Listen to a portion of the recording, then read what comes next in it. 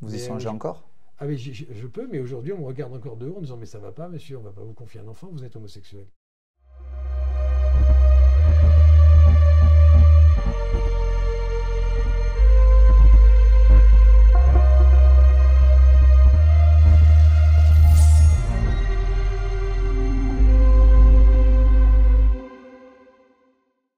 Laurent, comment ça va? Très bien.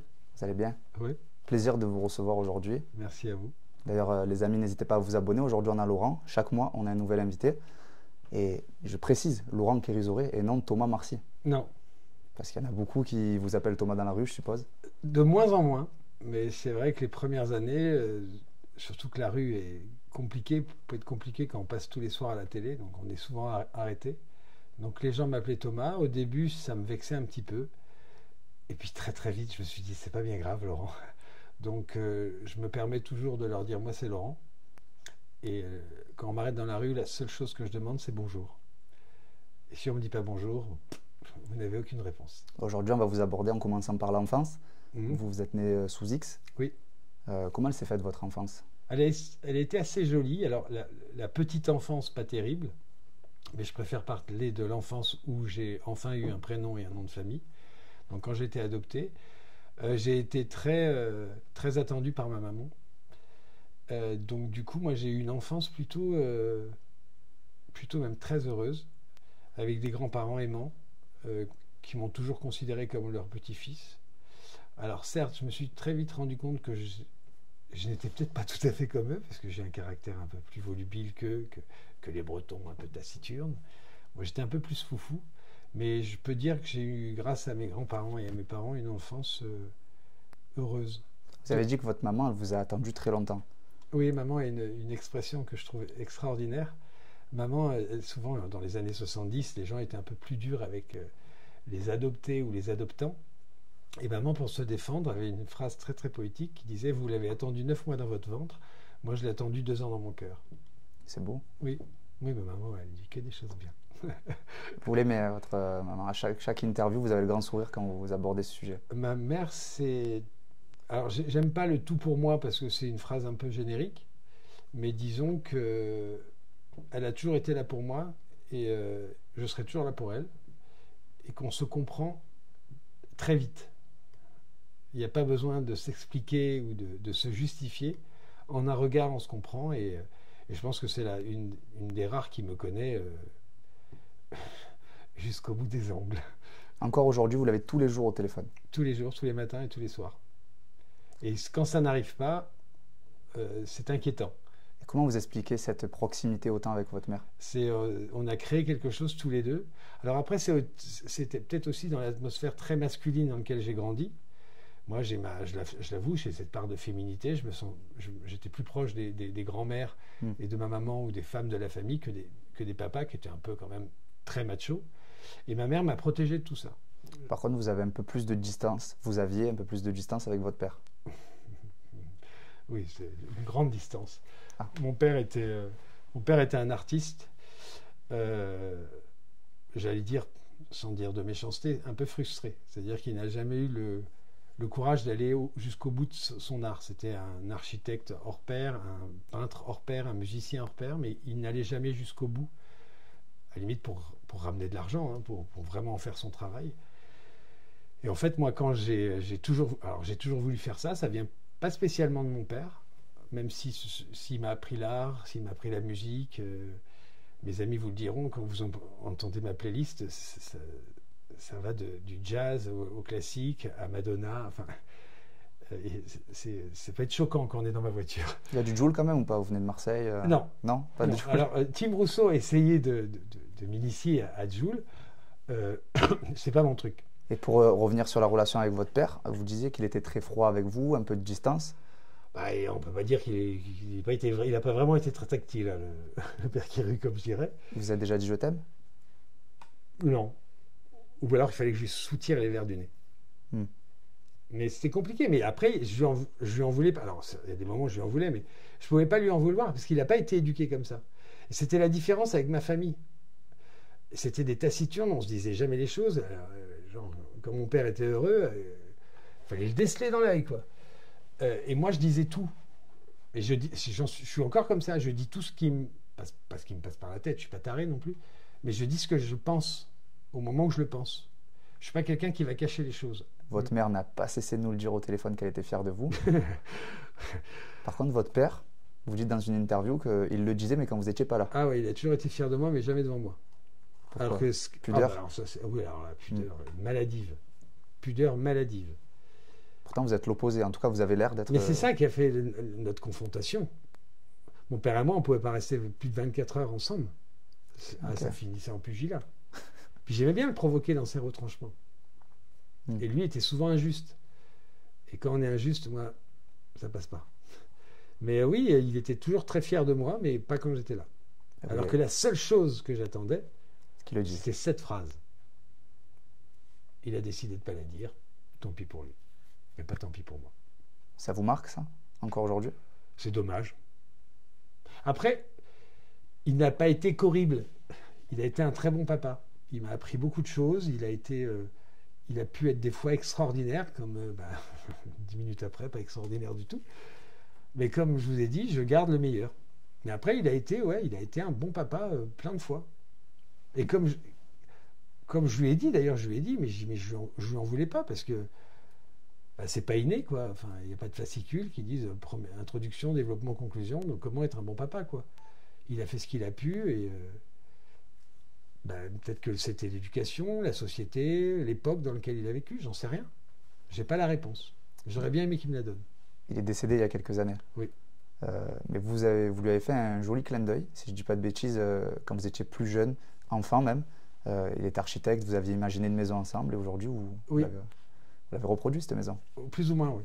Alors, avec une certaine vision un peu normale d'un adulte, mais pas d'un enfant, parce que quand j'ai montré les plans à l'architecte, il me dit, mais c'est super. Et avec ma belle écriture, j'avais marqué, c'était sur les petites feuilles à petits carreaux, un carreau égale 1 mètre. Donc là, l'architecte, il dit, on va un peu rétrécir parce que là, votre salon fait 600 mètres carrés. Ouais, je veux bien que vous fassiez 1m93. Il a reproduit plus ou moins les formes de la maison que j'avais dessinée avec papa. C'est beau, c'est un beau clin d'œil. Mais quoi qu'il arrive, je pense à mon père, il est là, j'ai sa guitare, j'ai tous ses instruments à la maison. Pour revenir sur votre enfance, Laurent, on l'a dit, vous avez été adopté. Vous n'avez jamais cherché à trouver votre mère biologique? Alors non. J'ai cherché une histoire. C'est-à-dire pourquoi les 2 premières années de ma vie, personne ne me voulait, et pourquoi au bout de 2 ans, j'atterris dans une famille. Donc à 20 ans, 18 ans je crois, ça a commencé à me titiller. C'était pas peut-être oui, une quête d'identité, ou je sais pas, mais c'était plus pour moi une quête d'histoire. Quelle est cette histoire? Qu'est-ce qui s'est passé entre 0 et 2 ans pour que je sois là aujourd'hui? Mais j'ai appris des choses qui n'étaient pas terribles. Peut-être que j'ai fait semblant de les assumer alors que je ne les ai pas toujours assumées. Donc j'avais effectivement une maman, j'avais une sœur aussi. Mais je n'ai jamais cherché à les connaître parce que j'en avais pas besoin. C'était peut-être un peu égoïste de ma part, mais moi je voulais juste savoir pourquoi. Qu'est-ce qui s'est passé? Parce que ça fait partie de moi. Et il y avait des choses qui, à 18, 20 ans, je me disais, je suis bizarre, j'ai des drôles de réactions. Il fallait que je sache d'où elles venaient et d'où ça provenait, parce je suis persuadé qu'on reste l'enfant qu'on a été. On ne change pas. Ou alors on fait semblant parce qu'on est des adultes. Vous leur en avez jamais voulu alors? Ah non, vu l'histoire, non. Ok. Non. C'était une jeune femme qui a fait ce qu'elle a pu au moment où elle a pu. Et je pense que dans ces récits, dans ce que j'ai lu, parce qu'à la DAS, il y avait des traces, elle n'a jamais voulu m'abandonner. C'est une histoire familiale sordide. Et c'est vos parents qui vous ont accompagné? Oui, c'est mes parents et mes grands-parents. Ça a été une histoire familiale, ils m'ont accompagné à la DAS. Ils m'ont laissé aller tout seul, évidemment, au rendez-vous. Mais ils étaient là pour moi. Ouais. Parce qu'au début, j'avais peur de leur demander. J'avais peur qu'ils le prennent mal en disant, mais tiens, tu n'es pas bien, tu veux retrouver ta famille. Quand ils ont compris, alors même si ça avait été le cas, ma mère m'a dit, on t'en aurait pas voulu, c'est comme ça, on s'en est toujours douté avec ton père que ça allait arriver un jour. C'est arrivé d'ailleurs très tard. Parce qu'avant, je n'en parlais pas. Mais après, oui, c'était vraiment l'histoire. Je voulais savoir pourquoi. Avant de faire de la télé, vous êtes passé par le lycée, par la case scolaire. Oui. Vous pouvez nous en parler un peu plus? J'étais un drôle de phénomène. Un bon élève? Quand je voulais. C'est-à-dire que j'avais effectivement des facultés, ça c'était indéniable pour mes professeurs et pour mes parents. Mais j'étais assez provocateur et assez libre, assez électron libre. C'est-à-dire que c'est pas que j'aimais pas qu'on me contredise, mais je comprenais pas toujours ce qu'on attendait de moi. Et moi, je savais exactement ce que j'attendais de moi. C'était ce métier. Donc des fois, on me disait des choses, je m'en fichais royalement. Et j'avais le toupet de leur expliquer que ce qu'ils me racontaient, je m'en fichais. Mais j'étais un drôle d'élève, ouais. Déjà, je faisais cette taille à 12 ans. Non, quand même pas. Si. 1m90 à 12 ans? Je fais 1m93, donc là, à 12 ans, je vais faire 1m89-90. Ça a été un complexe? Ça a failli. Mais comme tout ce qui va être complexant pour moi, je vais le transformer en force. Ok. Vous avez fait comment? Je me suis dit, c'est comme l'adoption. Ouais, toi, t'es adopté, ouais, je suis pas comme vous. Toi, t'es grand, ouais, je suis pas comme vous. Et ça a toujours été une force. La beauté d'être différent. Ouais, c'est une chance d'être différent, je trouve. Moi, je la rejoins totalement. C'est ce que et ça m'a sauvé. Mais je suis pas du genre à trop me poser questions sur tout ce qui est apparent. Ça m'intéresse pas. Et c'était une vocation, sinon la télé, vous le saviez depuis petit que vous vouliez être acteur? 4 ans. Quand même. À l'époque, il y avait cette fameuse émission, il peut paraître 18, mais je crois qu'elle revient un peu. Ça s'appelait Au théâtre ce soir. Et donc, tous les lundis soirs, je crois, et c'était le lundi, il y avait une pièce de théâtre. Et à l'époque, il y avait Jacqueline Maillan, qui était une comique de l'époque. Et je me marrais à la voir sur scène le lundi, je crois que c'était lundi, bon, peu importe. Et à 4 ans, je me suis retourné vers mes parents et je dis, je veux faire comme la dame. Mon père m'a dit pourquoi. Je dis parce qu'elle a l'air de bien se marrer. Ça a été ma réponse. Et j'en ai jamais quitté cette idée. Je me suis jamais permis de faire autre chose, en fait. Et mes parents m'ont encouragé là-dedans. J'ai pas eu de oui, mais tu sais, ça va être compliqué. Tu sais, c'est un drôle de métier. Ils m'ont toujours encouragé. Le papa aussi? Ouais, oui, même papa. Mais oui, j'ai jamais eu de barrière là-dessus. Il y a la seule chose, mais comme tous les parents disent à leurs enfants, passe ton bac, on verra après. Vous l'avez eu, le bac? C'est une obligation. Comme ça, après, j'étais libre de partir à Paris. Il y a quelque chose qui est assez fou, qu'il n'y a pas grand monde qui sait.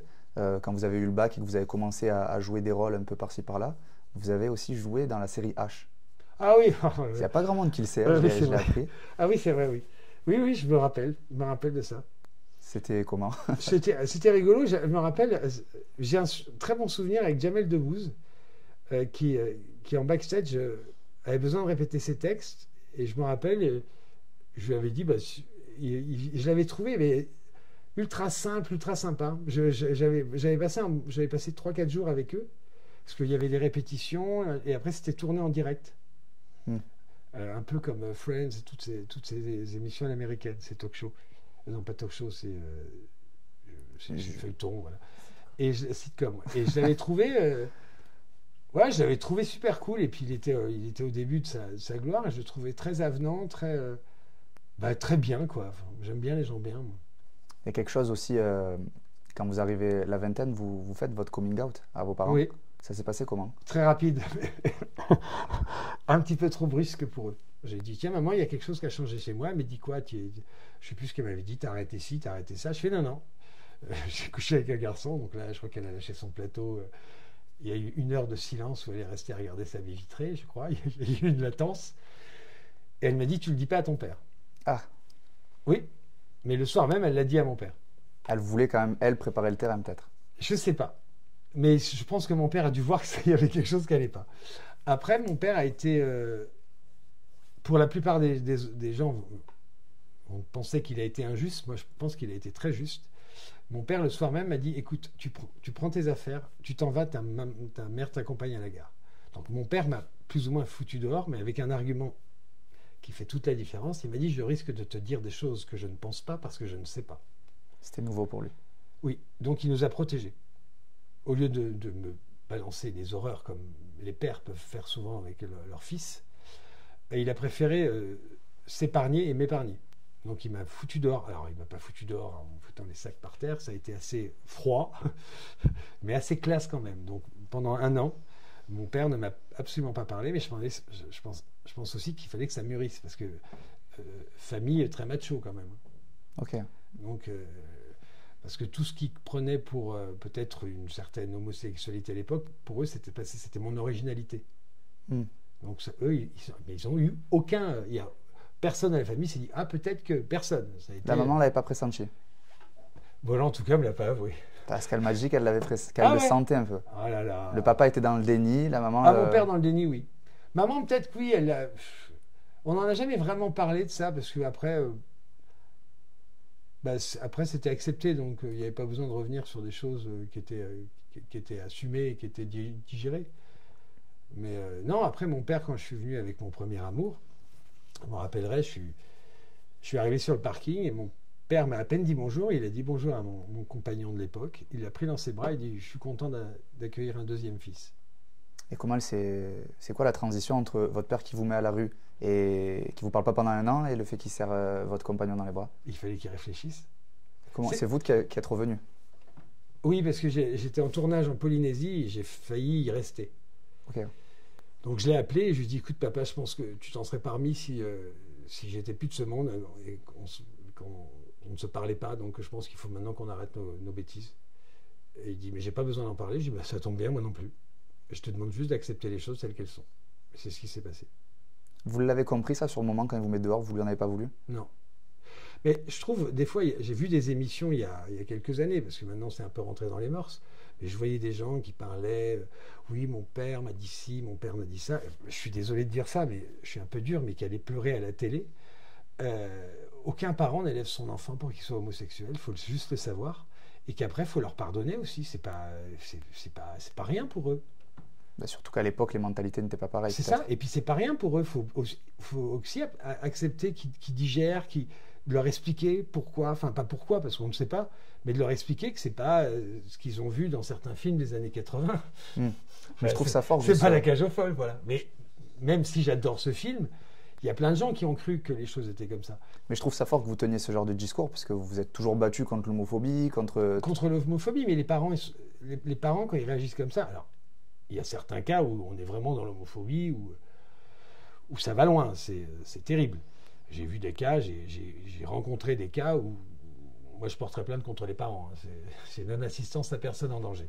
Mais après, il faut aussi nous comprendre, cette communauté, il faut qu'on comprenne que les parents, il faut un temps d'acceptation, et c'est pas genre, ah bon, ouais. Alors si ça se passe comme ça, c'est super, mais il faut quand même se méfier. Vous, on vous a fait du mal, vous avez été victime de 17 agressions homophobes. Oui. Vous ne leur avez pas pardonné? Si, là, vous leur avez pardonné? Mais est-ce qu'eux se sont pardonnés? J'en suis moins sûr.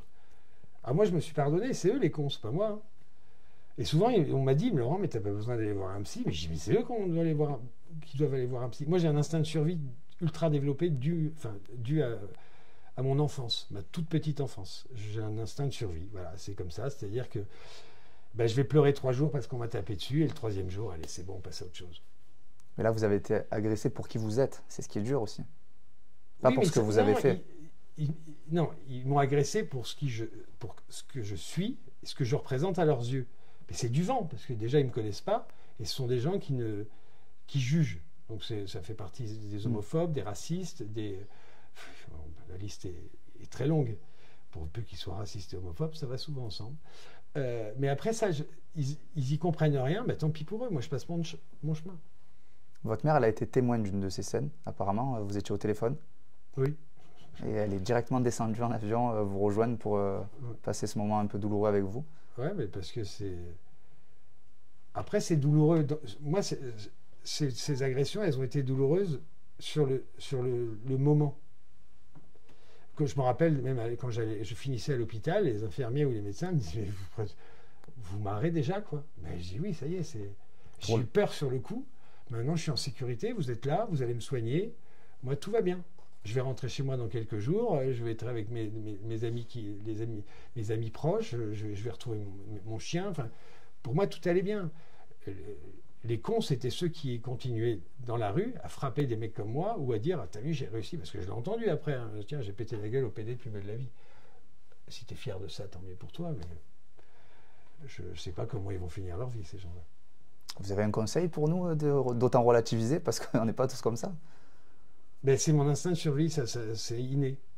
C'est dû à cette enfance. Je pense que tout bébé, j'ai dû me dire, Laurent, bats-toi parce que ça va pas être facile. Et c'est resté en moi. Pour revenir sur votre rôle, Thomas Marcy, l'un des acteurs les plus anciens au final, qui a fait le début de Plus belle la vie et qui est encore, puisque la série a repris, c'est surtout l'un des premiers rôles gays à la télé. Quasiment le premier. Est-ce que vous pensez que ça a aidé aussi certains jeunes à faire leur coming out J'en suis sûr. Je le dis souvent, mais c'est le courrier que j'ai reçu pendant des années. C'est vrai? J'ai reçu des témoignages extraordinaires d'enfants, de jeunes adultes, de jeunes parents aussi, de jeunes mariés après, des grands-parents, des parents me remerciant. Alors que moi, j'ai pas fait grand-chose, mais je sais que comme le personnage de Thomas est quand même très avenant, très sympa, bah, les gens ont tendance à l'aimer. Et ce qui était intéressant, c'est que quand Thomas est arrivé dans la série, il n'y avait pas le coming out. Il n'a jamais fait son coming out, Thomas. Il disait à son père, voilà, moi je suis mon père, et je suis homo. Ah. Et ce qui a été très intelligent dans la série, c'est que le patriarche acceptant l'homosexualité de son fils, la France entière a accepté l'homosexualité du fils. Et comme Thomas est quand même un bon bougre, il est sympa, ben les gens l'aiment. Et les ados, ou les jeunes adultes, qui commençaient ou qui savaient déjà qu'ils étaient plus comme Thomas comme une certaine normalité, je sais pas ce qui est normal, et comme ils voyaient le père ou la mère rire des blagues de Thomas ou d'aimer Thomas, ben ils se disaient, tiens, ben je vais peut-être pouvoir glisser qu'en fait je suis oui, c'est pas un drame au final. Ah ben non, justement, Thomas prouve que c'est pas du tout un drame. Et ça a fait évidemment évoluer les mentalités. Souvent, je sais que j'ai pas cette notion-là, mais souvent, même dans la presse étrangère, j'ai appris des choses. On a parlé de ce personnage de Thomas. J'ai même fait la couverture du New York Times. Et deux questions en une justement sur ce rôle-là. Est-ce que vous pensez déjà de une qui vous ont pris parce que vous étiez gay? Ça a joué? Non, parce que la productrice ne le savait pas. Ok. La productrice, Michel Prodovnik, à l'époque, a dit c'est le seul qui puisse assumer ce rôle. Sans savoir que vous l'étiez. Alors, peut-être qu'elle avait des doutes, parce qu'elle a un instinct très maternel aussi, Michel, parce que je l'appelle ma maman de télé, parce qu'elle m'a toujours fait tourner. Peut-être qu'elle avait des gros doutes, oui. Ouais. Peut-être qu'elle avait des doutes. Mais en tout cas, ce qu'elle avait dit, c'est que c'est le seul qui va pouvoir assumer ça. Est-ce que ça vous a pas bloqué pour d'autres rôles éventuels? Si, mais je travaille. Okay. Si ça m'avait bloqué, c'est-à-dire si j'avais tourné 6 semaines Plus belle la vie et que ça avait ruiné ma carrière parce que je tournais plus, ouais, ça aurait été plus problématique. Là, moi, je travaille tous les jours. Et l'important, c'est le travail. Après, oui, j'aurais aimé faire du cinéma, j'aimerais bien qu'on me confie d'autres rôles. C'est pas comme ça que ça passe aujourd'hui. C'est pas comme ça que ça marche, en tout cas en ce qui me concerne. Parce qu'au-delà d'être marqué par la télé, je suis aussi marqué par une sexualité et parce que je le suis aussi dans ma vie privée. J'aurais peut-être dû me taire. Vous pensez? Mon agent me l'a toujours dit, elle me dit, tu n'aurais jamais dû le dire. Mais elle a raison. Il faut créer l'ambiguïté. L'ambiguïté. Mais c'est bien de s'assumer aussi. Ah, mais moi, c'était hors de question. Pour moi, c'était un mensonge. Et je ne pouvais pas mentir aux gens. Je ne sais pas faire ça. Votre maman elle nous a quand même confié, il y a des moments dans votre vie où vous vous demandiez si vous étiez Thomas ou Laurent. C'est arrivé. Alors, la coquine. Alors, j'explique. En fait, non, c'est pour des scènes particulières de la vie où tout d'un coup, il arrive à notre personnage ce qui vient de nous arriver dans la vie. Et il y a quelque chose de très, très douloureux, c'est-à-dire de faire vivre à son personnage ce qu'on a vécu, alors que moi, je ne suis pas du tout méthode acteur studio. Moi, je suis un instinctif. C'est à l'instinct, je joue à l'instinct. Et là, tout d'un coup, c'était assez étrange. Une scène où il m'est arrivé quelque chose de pas très rigolo avec mon père, et je tournais la scène au Mistral avec Roland, qui me dit, de toute façon, dégage, tu n'es plus mon fils. Je l'avais vécu dans la journée avec mon père. Et donc là, je peux assurer que c'est pas Thomas qui pleure, c'est Laurent. Et je déteste ça. Donc on s'est même engueulé avec la réalisatrice, elle me dit, mais non, c'est bon, c'est bon. Je fais, non, c'est pas bon, je dois pas pleurer. Et en fait, j'y arrivais pas. Ou des fois, de temps en temps, oui, mais ça, c'est quand on vit sur des choses, c'est très pointilleux. C'est vraiment des situations que... c'est bouleversant. C'est souvent bouleversant, mais c'est souvent quand le personnage a vécu et vit la même chose qu'on a vécu. Là, il y a un truc qui est un peu étrange. Mais c'est même des fois un petit peu violent. J'ai la fameuse boîte noire qui attend et que je vais vous donner. À l'intérieur, se cache soit un souvenir, soit des dates, des photos. Vous allez ouvrir, vous allez montrer à la caméra et vous allez nous expliquer ce que c'est pour vous. Ah, c'est bien écrit gros, c'est super, j'ai pas mes lunettes. Kerker? Il y a 2 papiers, il y en a un deuxième. Attends, alors Kerker, si...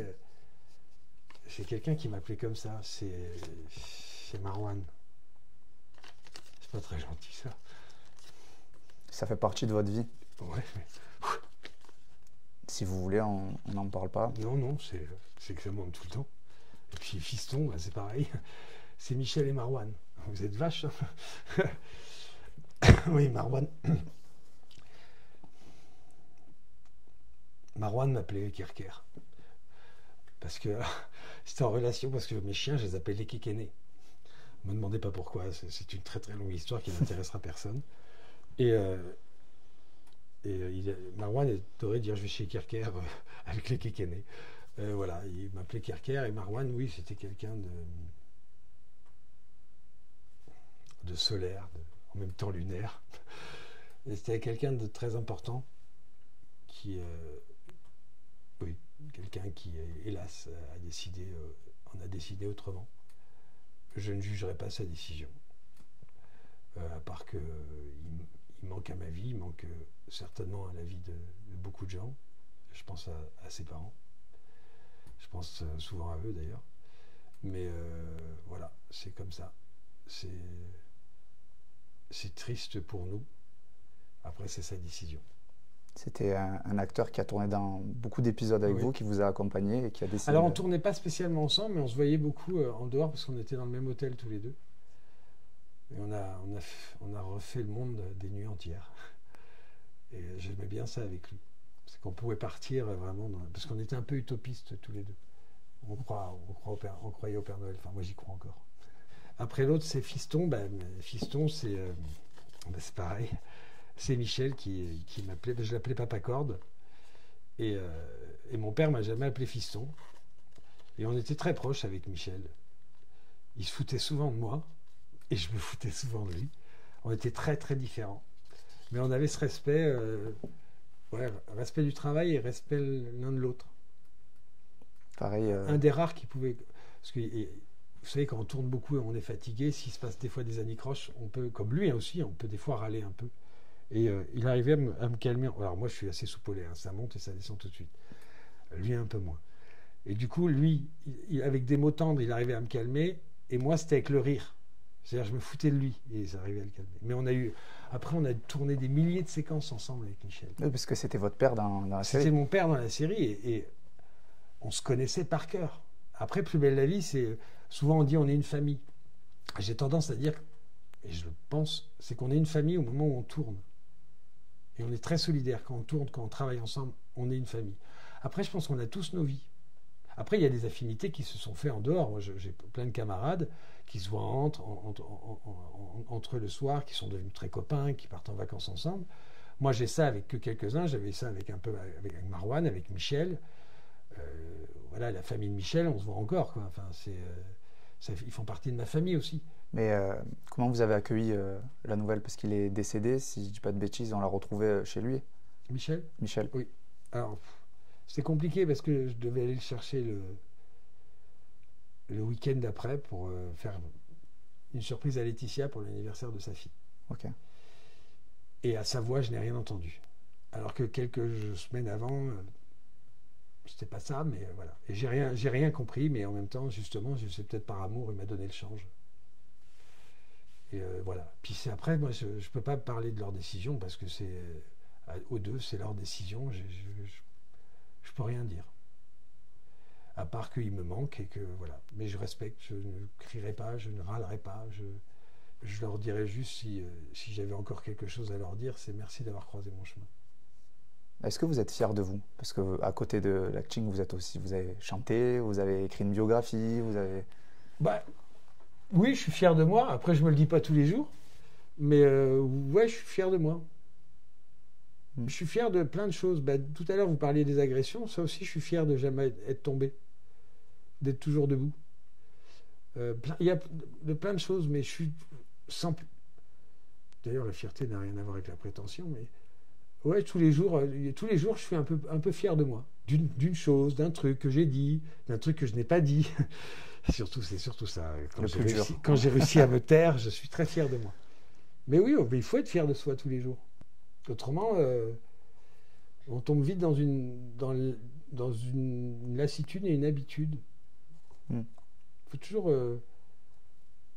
Ouais, alors je sais que pour certains, la vie n'est pas toute rose, même des fois parfois un peu sombre, mais il y a des choses simples quand même qui font que on peut s'en sortir.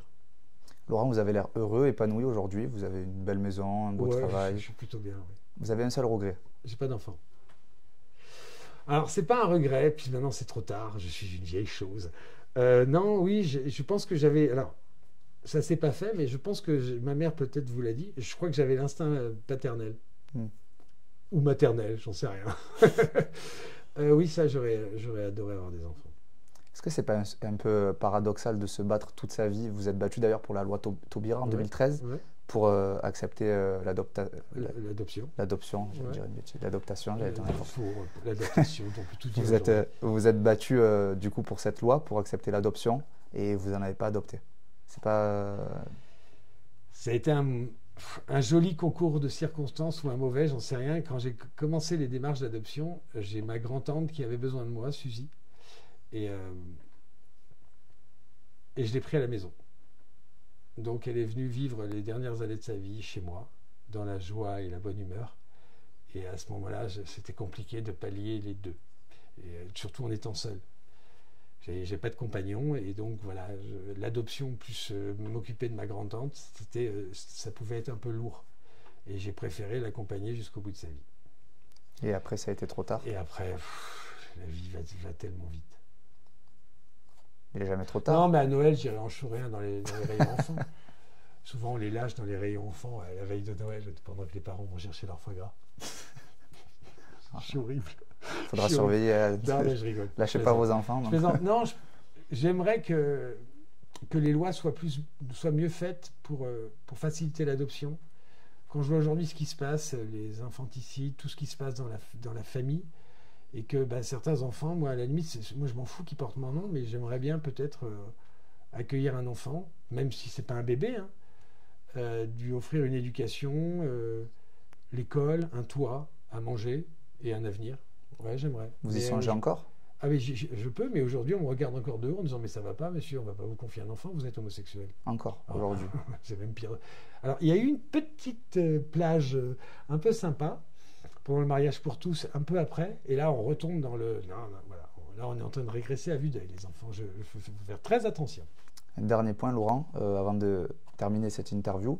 Dans Convoqué, on a l'habitude de demander à un proche de l'invité 3 mots qui le définissent.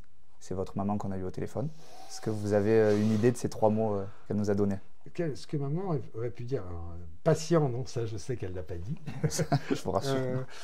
Qu'est-ce qu'elle aurait pu dire de moi, maman? Joyeux, non? Enfin, souriant, je ne sais pas comment elle aurait pu dire ça. Elle nous l'a dit, mais ce n'est pas les 3 mots qui vous définissent le plus. Elle a dit, bon, vous étiez un amour, vous étiez sensible, avec entre parenthèses hyper. Hyper sensible, oui, c'est un peu chiant même. Oui. Sensible, rieur, je ne sais pas. D'une grande aide, très généreux. Oui, ça oui. Parce que vous avez dit devoir être toujours là pour votre maman. Ah oui, mais maman, elle sait, même dans les plans de la maison, maman n'ira jamais en institut. J'aime pas dire le mot EHPAD, je trouve assez violent. Donc maman viendra à la maison. Donc vous acceptez être très présent pour vos proches, mais vous n'acceptez pas qu'ils le soient pour vous. Mais ils le sont. Par la force des choses. Ils sont même un peu collants. Non, ils le sont, mais après, c'est aussi bien des fois les non-dits, enfin pas les non-dits, non, tout à l'heure j'ai dit que c'était les non-dits. C'est pas les non-dits, c'est des fois il y a un peu de pudeur qui fait qu'on se comprend, on n'a pas besoin de déverser nos malheurs. Mais après, je suis pas quelqu'un de malheureux dans le fond. J'ai pas des regrets, mais c'est pas des regrets, c'est que j'ai toujours... Ça va être très prétentieux ce que je vais dire. J'ai jamais compris qu'un mec comme moi soit encore célibataire. C'est pas possible. Ça paraît très prétentieux, mais je l'assume totalement. Mais ouais, j'aimerais bien partager. Souvent, je me dis tout ça pour ça. Voilà, c'est vrai que j'aurais aimé avoir un compagnon, avoir des enfants, parce que je gagne bien ma vie, j'ai une belle maison, je suis très bien entouré. Des fois, je me dis, bon, j'ai des kleps super hein, qui prennent beaucoup de place dans ma vie. Je compare pas les enfants aux chiens, mais ça m'amuse. Mais ouais, des fois, je me dis, ouais, tout ça pour ça. C'est une phrase que j'aime bien, tout ça pour ça. Et voilà, il vous reste alors quelques années pour trouver. Oui, oui, tout va bien. Tout va bien. C'est le mot de la fin, tout va bien. Tout va bien. Merci en tout cas. Merci beaucoup. Merci de m'avoir reçu. J'avais aimé, ça va? Ça va très bien. Ouais, Ouais, merci beaucoup Thomas. Laurent. J'ai fait exprès. Faute.